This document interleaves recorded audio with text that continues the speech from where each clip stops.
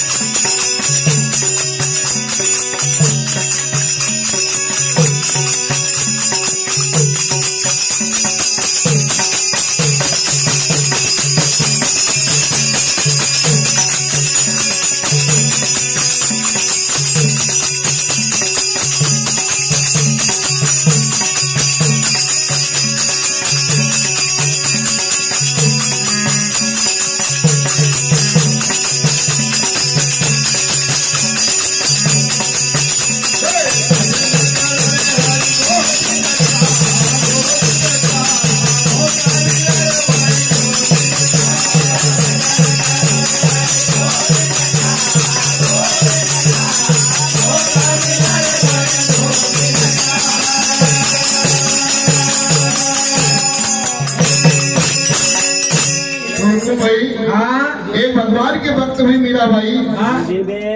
जिनका लेना साफ टिपारा भैया। बरोबर। लेकिन वो भगवान की कृपा से हार बन गए। बिल्कुल। राणा जी ने मीरा भाई का मारना करने जहर भैया जी। भगवान की भक्ति ऐसी करती थी कि भगवान का प्रताप से वो अमृत बनी गयो। तो भगवान को नाम इतना लेना चाहिए। जब तक भगवान का नाम नहीं लेना का हमारा जीवन व्यर्थ है। बिल्कुल। और कितना भगवान को नाम लियो, कितना भगवान की भक्ति करी। तो भजन किया था सदन कसाई।